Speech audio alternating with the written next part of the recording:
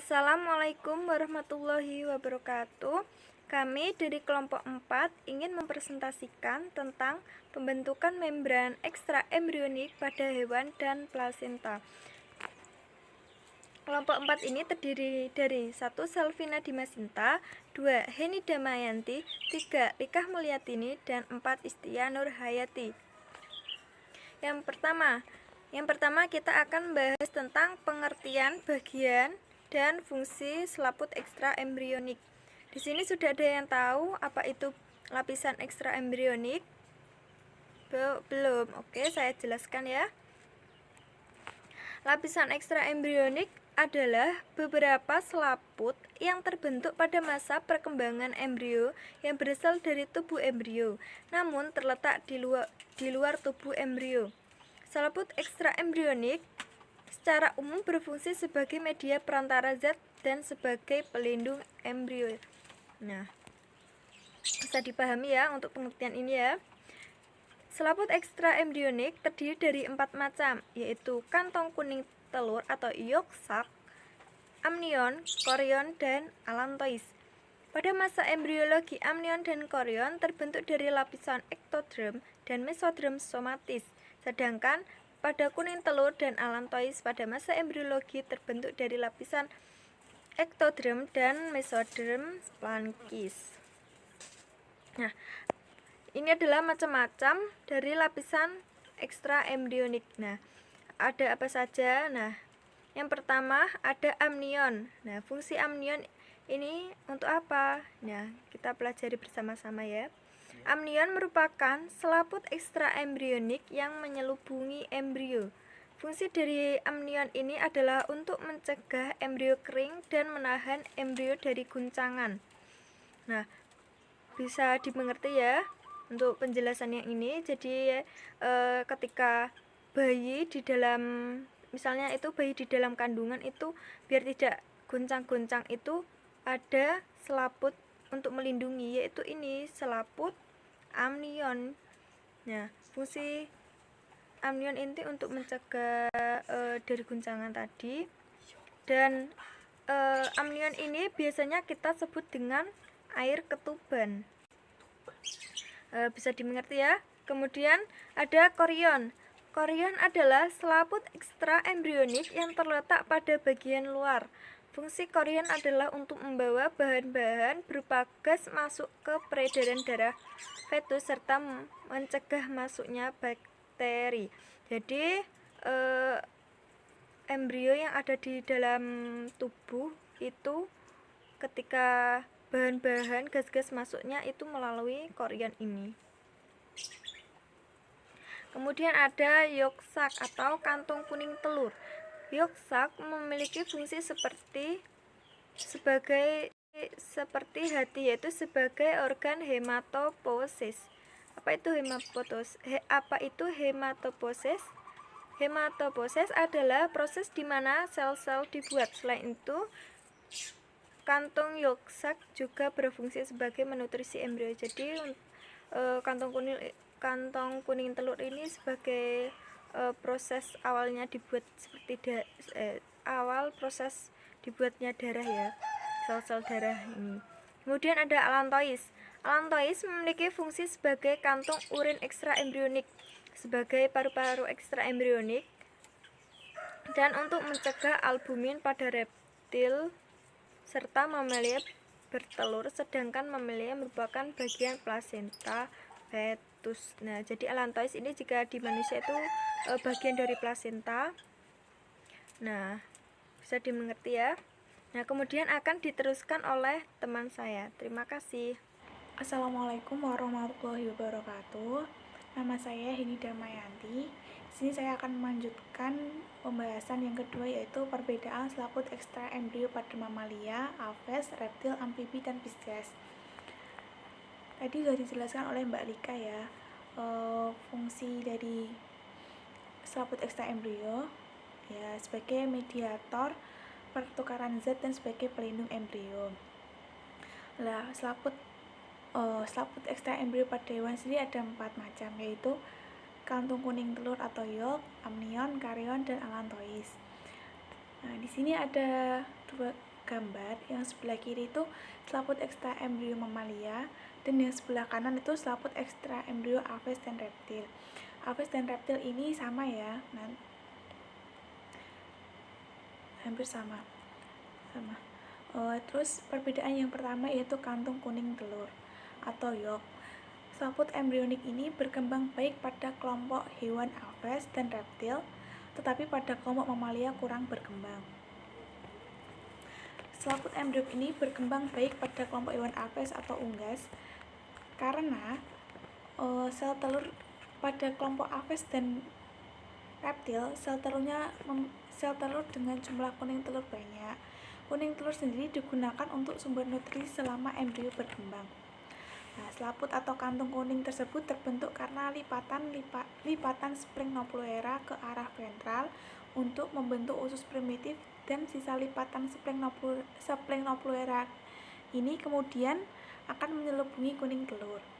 Nah, pada kelompok mamalia kurang berkembang itu karena sifat kuning telurnya itu sementara, dan sel mamalia itu jumlah kuning telurnya sangat sedikit, sehingga dari fungsi telur tersebut nanti sumber nutrisinya akan dilanjutkan atau digantikan oleh peredaran darah induk yang mengandung zat-zat penting untuk perkembangan embrio melalui plasenta.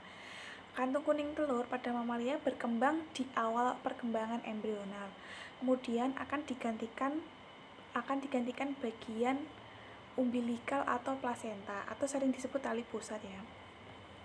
Nah, yang kedua yaitu amnion. Nah, pada kelompok hewan aves dan reptil, amnion terbentuk karena adanya lekukan somatopleura. Pada mamalia, perkembangan selaput amnion dibedakan menjadi dua tipe, yaitu tipe implantasi non-invasif dan implantasi invasif. Selaput embrionik ini menyelubungi embrio dan berisi cairan amnion di dalamnya. Pada kelompok hewan aves dan reptil, amnion terbentuk karena adanya lekukan somatopleura. Somatopleura sendiri berfungsi untuk membentuk amnion. Sementara somatopleura luar akan membentuk karion. Jadi ya, somatopleura dalam membentuk amnion dan somatopleura luar akan membentuk karion. Di antara amnion dan karion dipisahkan oleh ruang ekstra embrionik. Nah, pada mamalia, perkembangan selaput amnion tadi kan ada dua, tipe non-invasif dan invasif. Nah, pada pembentukan implantasi non-invasif, ini pembentukan amnion dan karion mirip aves. Sedangkan invasif, pembentukan amnion terjadi karena peronggaan dari inner cell mass atau ICM saat proses granulasi. Nah, yang ketiga yaitu karion. Karion pada kelompok aves dan reptil menempel pada selaput kerabang sebelah dalam setelah 7-8 masa inkubasi. Sedangkan pada kelompok hewan mamalia, karion berhubungan dengan endometrium dan bersama-sama membentuk plasenta. Karion merupakan selaput yang berada di bagian paling luar ya. Karion tadi pada kelompok aves atau reptil menempel pada selaput kerabang selama 7-8 hari masa inkubasi ya. Selaput ini dengan allantois memiliki fungsi sebagai pertukaran gas dan air. Sedangkan pada kelompok mamalia, karion berhubungan dengan endometrium dan bersama-sama membentuk plasenta. Karion pada mamalia memiliki fili-fili yang berperan untuk perlekatan dengan endometrium dan merupakan struktur yang bervaskuler karena ini fungsinya untuk pertukaran darah dengan induk. Terus yang keempat yaitu allantois. Nah, pada hewan aves, reptil dan mamalia kecuali manusia, allantois berkembang dan mengisi ruang dan bagian luarnya menyatu dengan karion, sehingga terbentuklah korioallantois. Pada perkembangan embrio manusia, selaput ekstra embrionik allantois tidak berkembang dengan baik seperti mamalia pada umumnya. Allantois merupakan selaput embrionik yang terbentuk dari tonjolan dinding usus belakang yang bentuknya menyerupai kantung. Pada hewan aves, reptil, dan mamalia kecuali manusia, allantois berkembang dan mengisi ruang bagian luarnya menyatu dengan karion, sehingga terbentuklah tadi ya Coriolanthus. Pada aves dan reptil tadi ya mulanya terbentuk kantong kecil di sebelah kanan embrio setelah 3 hari masa inkubasi dan akan memenuhi ruang ekstra embrionik tadi, ruang antara amnion dan karion setelah 10 hari masa inkubasi. Pada perkembangan embrio manusia, selaput ekstra embrionik ini selaput embrio Allantois tidak berkembang dengan baik seperti mamalia umumnya.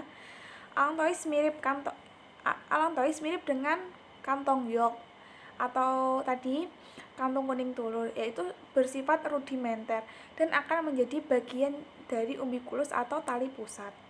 Nah, selanjutnya yaitu selaput ekstra embrio amfibi dan Pisces yang akan dijelaskan oleh Mbak Sinta. Baik teman-teman, yang selanjutnya adalah selaput ekstra embrio pada amfibi dan juga Pisces. Hewan-hewan akuatik seperti amfibi dan juga Pisces ini hanya memiliki yolk atau kuning telur sebagai cadangan makanan mereka dan tidak terdapat selaput ekstra embrio lainnya seperti amnion, korion, dan juga allantois seperti pada mamalia, aves, dan juga reptil. Nah, karena apa? Karena embrio dari amfibi ini sudah memiliki lapisan seperti gel, lapisan gelatin ya, atau lapisan seperti jeli itu yang fungsinya untuk melindungi embrio dari serangan luar. Kemudian pertukaran cairannya juga dilakukan secara difusi. Pertukaran gas dan cairannya dilakukan secara difusi. Lalu habitat mereka yang ada di air ini sudah seperti amnion bagi mamalia, aves, dan juga reptil. Karena kan amnion cairan, air juga cairan, jadi sama-sama cairan. Nah, secara keseluruhan, perbedaan dari selaput ekstra embrio mamalia, aves, reptil, amfibi, dan juga Pisces itu terdapat pada strukturnya. Jadi kalau mamalia itu pada korion dan juga allantoisnya nanti akan membentuk plasenta, sedangkan pada aves dan juga reptil dia tidak akan terbentuk plasenta. Lalu pada amfibi dan juga Pisces malah tidak terdapat korion dan juga allantois, malah amnion juga tidak ada. Jadi pada amfibi dan Pisces hanya memiliki yolk. Gitu ya teman-teman. Kemudian adalah proses implantasi. Nah, implantasi merupakan proses tertanamnya embrio pada endometrium induk. Implantasi pada aves, reptil, dan mamalia bertelur ini diartikan menempelnya blastosis pada kuning telur atau yolk. Nah, setelah melalui proses fertilisasi, zigot akan terus melakukan pembelahan hingga menjadi morula, kemudian menjadi blastula, dan nantinya akan berjalan terus sampai ke uterus dan akhirnya akan tertanam pada endometrium. Nah, proses tertanamnya inilah yang dinamakan implantasi. Tetapi sebelum melakukan implantasi, blastosis akan terlebih dahulu mengalami hatching, ya. Ini hatching ya teman-teman, atau menetas keluar dari zona pellucida. Proses ini diakibatkan adanya ekspansi dari blastolisis oleh enzim-enzim proteolitik yang dihasilkan oleh trophoblast dan juga endometrium sehingga menyebabkan zona pellucida ini menipis, kemudian rusak dan akhirnya keluar gitu ya. Nah, dalam proses implantasi ini, trophoblast akan berdiferensiasi menjadi dua lapisan, yaitu lapisan syncytiotrophoblast dan juga lapisan cytotrophoblast.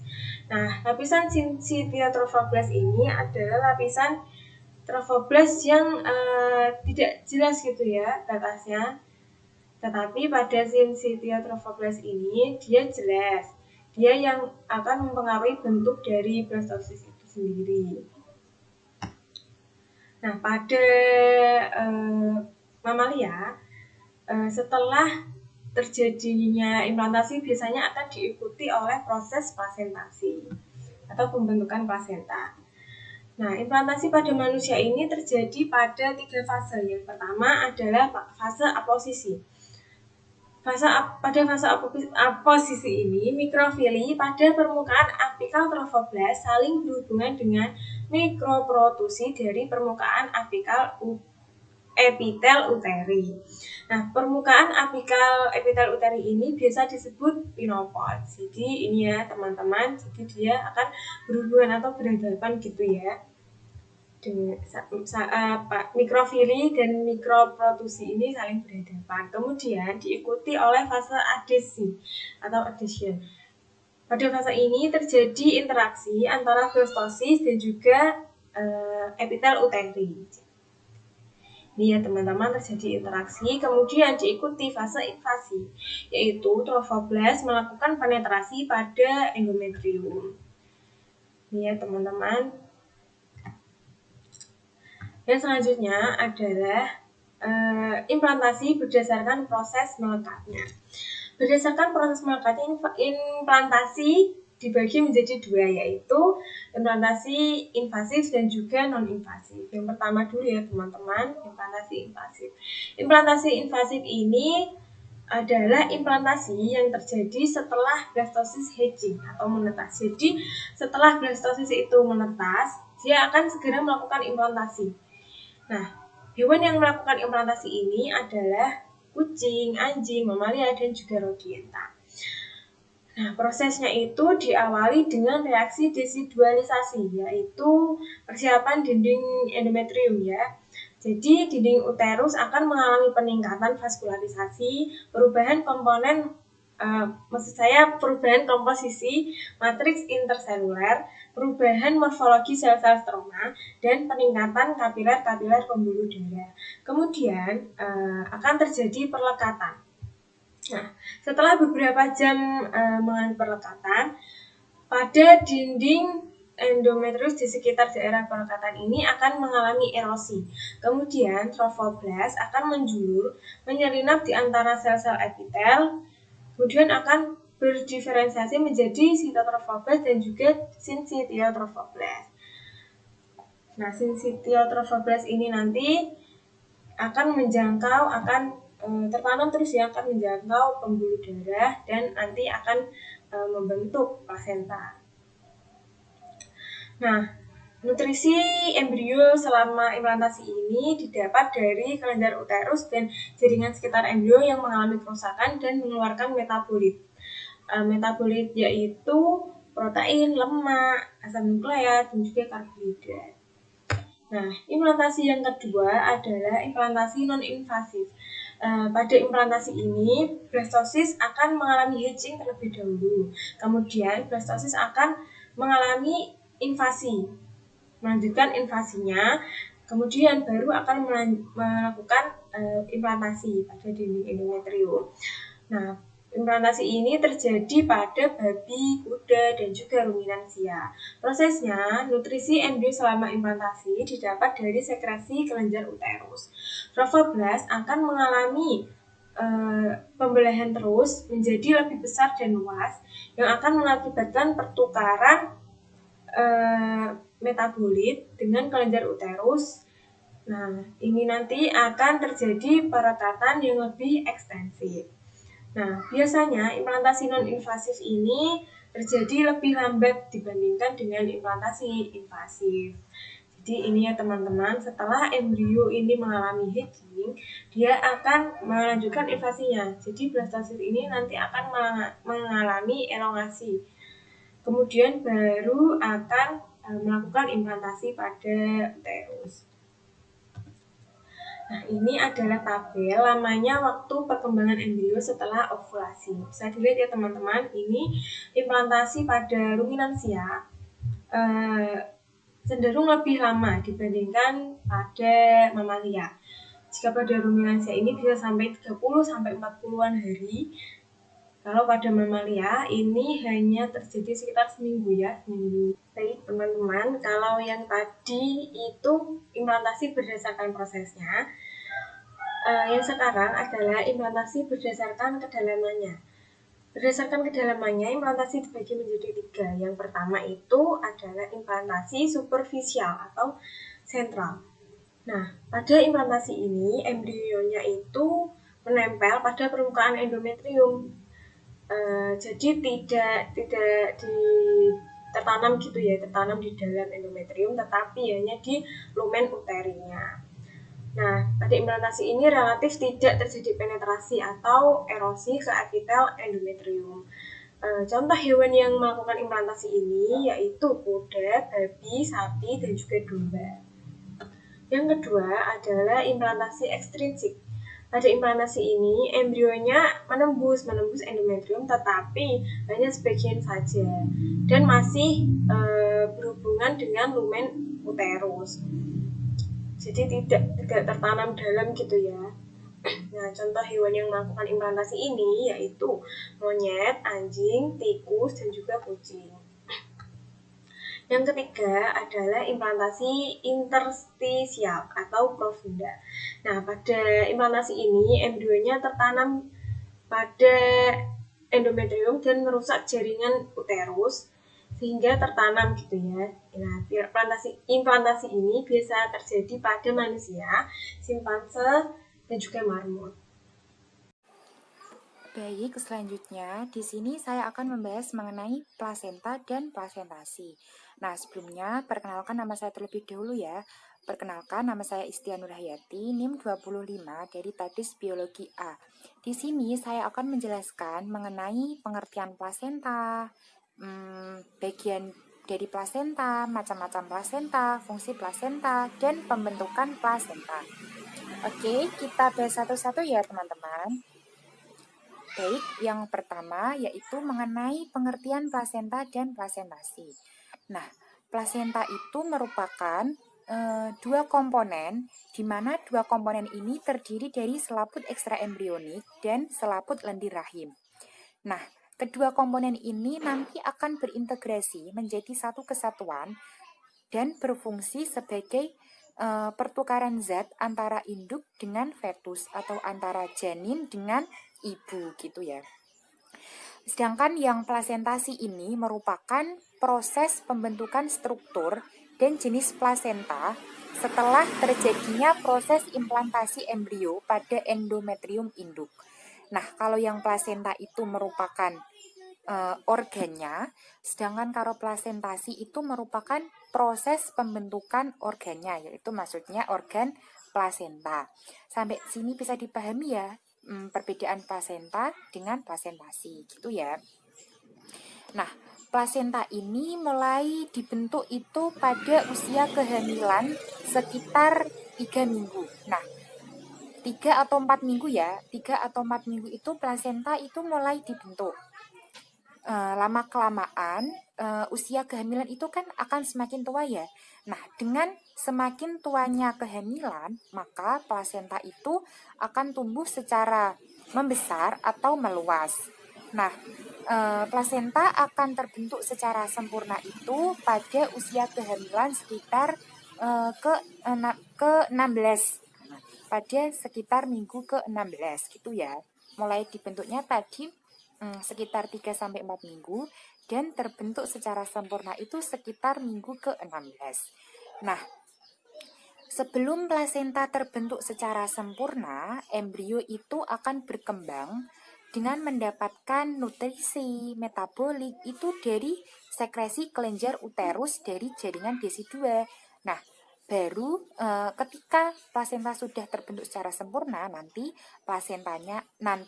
embrionya akan mendapatkan nutrisi terus metabolik itu dari plasenta. Kalau sebelum plasentanya terbentuk dengan sempurna, maka embrio akan mendapatkan nutrisi dan metabolik itu dari sekresi kelenjar uterus dari jaringan DESI2.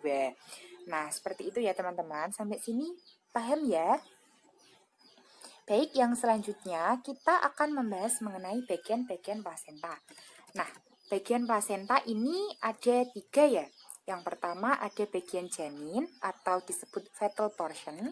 Yang kedua ada bagian ibu atau bagian maternal portion. Dan yang ketiga yaitu bagian tali pusat. Nah, baik, yang pertama kita akan membahas mengenai bagian janin atau bagian fetal portion.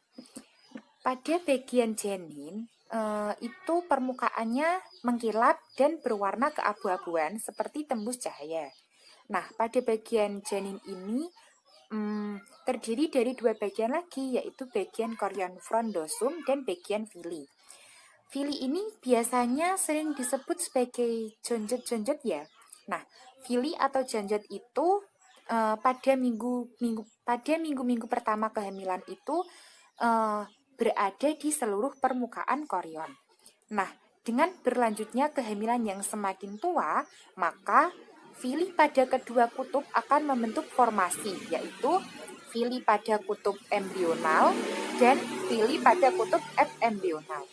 Pada kutub embryonal itu yang nantinya akan membentuk struktur korion, dan korionnya itu akan terus-menerus tumbuh dan berkembang secara tumbuh membesar dan meluas, sehingga tampak seperti semak-semak atau yang disebutnya itu sebagai korion frondosum. Itu. Sedangkan yang kutub kedua yaitu ada kutub embryonal. Kutub ini akan mengalami degenerasi pada bulan ketiga dari usia kehamilan. Nah, pada kutub embryonal ini bagian korionnya itu akan semakin menipis atau halus. Nantinya akan disebut sebagai korion leaf gitu.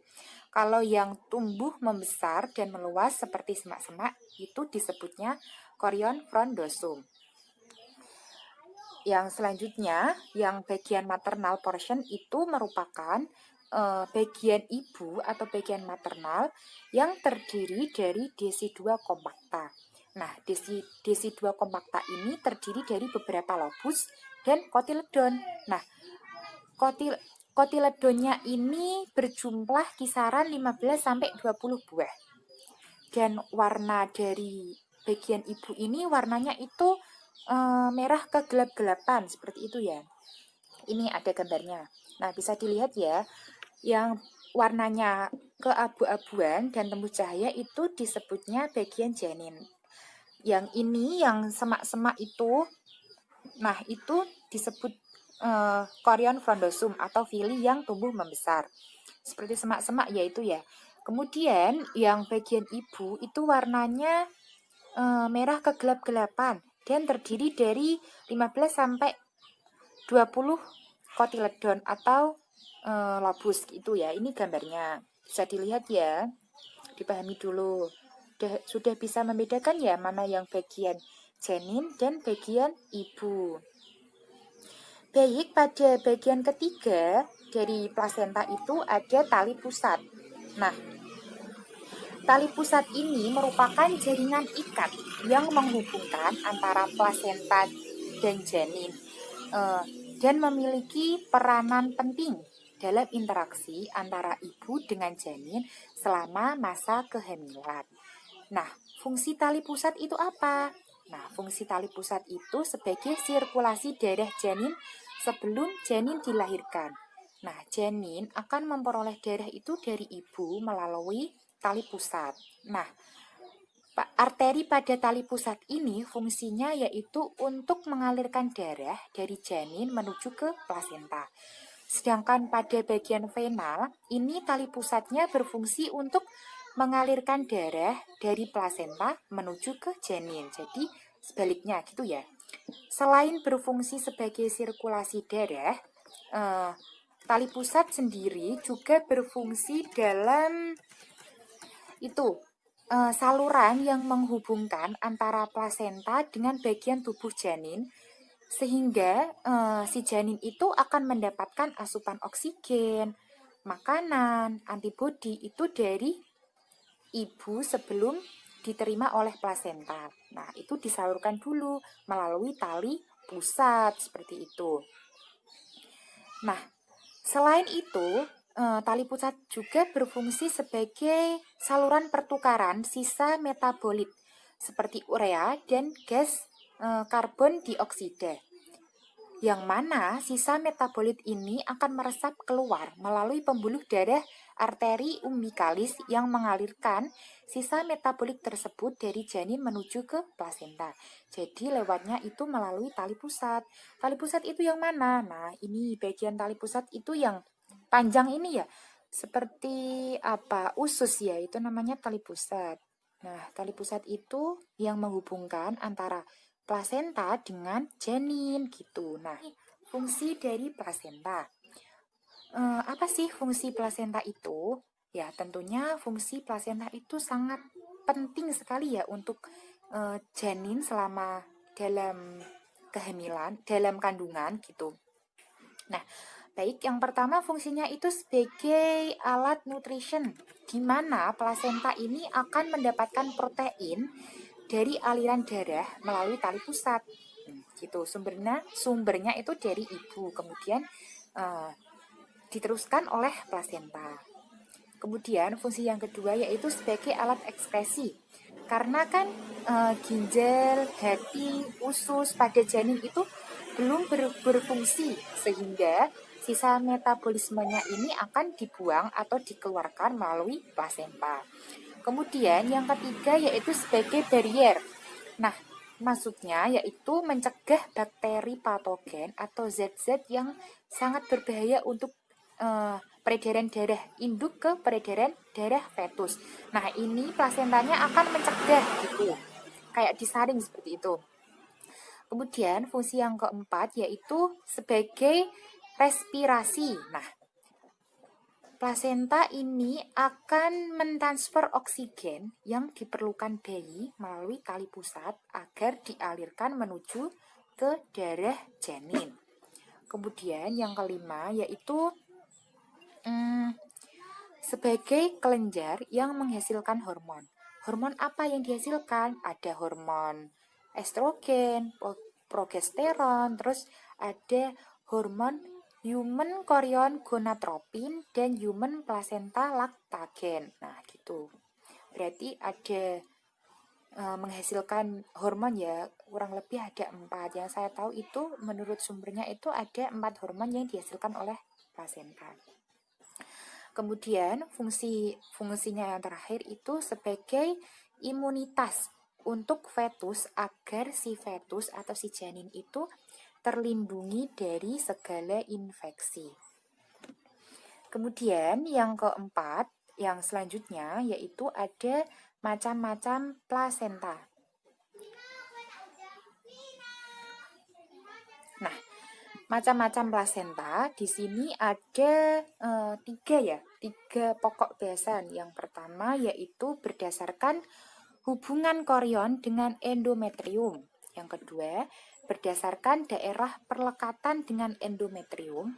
Dan yang ketiga berdasarkan luruh atau tidaknya endometrium pada saat implantasi. Baik, kita ulas satu persatu ya teman-teman. Ya, yang pertama berdasarkan hubungan chorion dengan endometriumnya. Nah, plasenta yang berhubungan dengan chorion dengan endometriumnya ini ada 4. Yang pertama yaitu ada plasenta epiteliochorial. Nah, pada plasenta epiteliochorial ini ciri-cirinya yaitu epitel endometriumnya itu berhubungan dengan chorion. Kemudian barrier plasenta ini yang paling tebal dan dinding endometriumnya tidak mengalami peluruhan atau perusakan. Contohnya itu pada hewan kuda dengan babi. Nah, ini gambarnya. Kemudian yang selanjutnya yaitu ada plasenta syndesmochorial. Nah, plasenta syndesmochorial ini merupakan plasenta yang bercirikan yaitu epitel endometriumnya itu meluruh dan jaringan penunjang berhubungan dengan chorion. Misalnya pada hewan ruminansia seperti sapi, kerbau itu ya. Kemudian yang ketiga plasenta endoteliochorial. Nah, plasenta ini ciri-cirinya itu jaringan epitel uterus dan jaringan ikat sekeliling pembuluh darah induk mengalami peluruhan atau perusakan. Dan endotel pada endometrium induk langsung berhubungan dengan chorion. Contohnya pada kucing, anjing, dan harimau. Contoh plasenta ini dapat ditemukan pada jenis hewan karnivora. Ini ya gambarnya, bisa dilihat dulu. Kemudian yang keempat yaitu plasenta hemochorial. Nah, plasenta hemochorial ini merupakan plasenta yang mempunyai barrier paling tipis. pembuluh darah induknya mengalami perusakan atau peluruhan, dan darah induk langsung berhubungan dengan korion. Contohnya itu pada plasenta manusia dan plasenta rodensia. Ini gambarnya bisa dilihat dulu. Kemudian yang keempat, yang selanjutnya maksudnya ada plasenta berdasarkan daerah perlekatan dengan endometrium. Ini ada 4 juga ya teman-teman. Yang pertama ada plasenta diffusa. Nah, plasenta diffusa itu yang bagaimana? Plasenta diffusa itu mempunyai vili-vili halus yang menyebar merata. Daerah pelekatan korion dengan endometriumnya ini terdapat pada seluruh permukaan korion, misalnya pada babi dan kuda. Sedangkan plasenta cotyledonaria ini merupakan plasenta yang mempunyai vili-vili korion tidak menyebar rata, sehingga tampak seperti gumpalan-gumpalan agak besar menyerupai kancing ya. Yang ini namanya itu cotyledon. Nah, cotyledon ini yang akan berlekatan dengan karunkula atau plasenta, misalnya pada plasenta pada manusia dan plasenta rodentia. Nah, ini gambarnya bisa dilihat dulu ya. Yang atas itu yang plasenta zonaria, yaitu plasenta yang menyerupai sabuk. Itu yang di tengahnya itu kan vili-vili korionnya yaitu ya menyerupai sabuk. Kemudian yang plasenta diskoidal itu plasenta yang bentuknya itu seperti cakram. Nah, itu ya kayak cakram, dan yang atas itu seperti sabuk. Dilihat dulu gambarnya.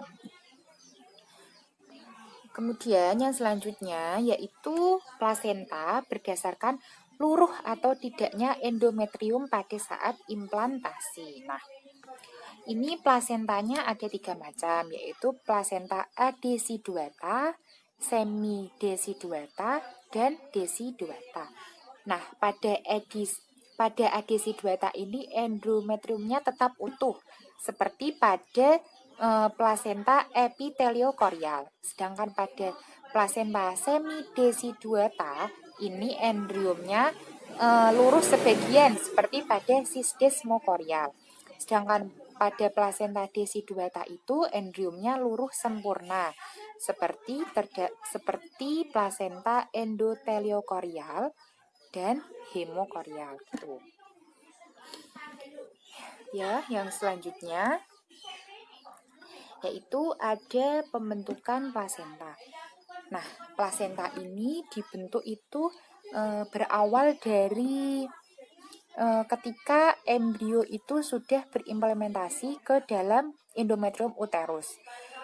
Nah, korion membentuk tonjolan-tonjolan atau disebut vili. Setelah embrio berimplementasi itu nanti akan terbentuk suatu tonjolan-tonjolan atau vili. Nah, vili ini terdiri dari selapis sel-sel epitel yang menjulur ke dalam selaput lendir uterus. Mula-mula, vili terdapat pada seluruh permukaan korion. Nah, dengan berkembangnya janin atau dengan semakin bertambahnya usia kehamilan, maka korion ini penyebarannya menjadi tidak merata. Dan lama-kelamaan, vili yang terdapat di daerah desi2 kapsularis akan menyusut. Dan hanya vili yang terdapat di daerah desi2 kapsularis yang terdiri dari daerah desi2 kapsularis akan menyusut, dan hanya vili di daerah desi2 basalis yang akan berkembang. Jadi yang pada daerah desi2 kapsularis itu akan menyusut, sedangkan daerah desi2 basalis ini akan berkembang. Kemudian daerah korion yang vilinya berkembang itu disebutnya tadi korion frondosum ya. Sedangkan yang korion yang vilinya menyusut itu disebutnya korion leaf. Nah, pada korion frondosum ini nanti itu akan bertautan erat dengan desi2 basalis untuk membentuk plasenta. Jadi mulai dari korion frondosum ini, dari vili-vili itu, dari vili kemudian membentuk korion frondosum, kemudian korion frondosum itu bertautan erat dengan desi2 basalis agar membentuk suatu organ plasenta gitu. Nah, Dengan berkembangnya plasenta, pola pengambilan bahan makanan dari induk berubah dari histotropik menjadi hemotropik. Intinya, pembentukan plasenta itu dimulai ketika embrio atau janin itu sudah melakukan proses implantasi. Nah, setelah proses implantasi itu nanti akan terbentuk suatu tonjolan-tonjolan atau vili. Kemudian vili itu akan tumbuh semakin meluas dan menyebar, sehingga disebutnya itu sebagai chorion chondrosum. Nah, chorion chondrosum ini yang akan bertautan dengan desi2 basalis. Nah, ini akan bertaut erat dengan desi2 basalis, kemudian akan membentuk plasenta. Yang plasenta itu akan terbentuk tadi ya mulai usia kehamilan 3 sampai 4 minggu mulainya, dan akan terbentuk sempurna pada minggu ke-16 dari kehamilan. Gitu. Baik, kali ini kita cukupkan sampai di sini ya materi dari kelompok kami, kelompok 4, mengenai materi pembentukan selaput ekstra embrio dan plasenta. Nah, kami dari kelompok 4 mohon maaf apabila terdapat kekurangan saat menyampaikan materi-materi tersebut. Sekian dari kami, kurang lebihnya mohon dimaafkan ya. Terima kasih. Assalamualaikum warahmatullahi wabarakatuh.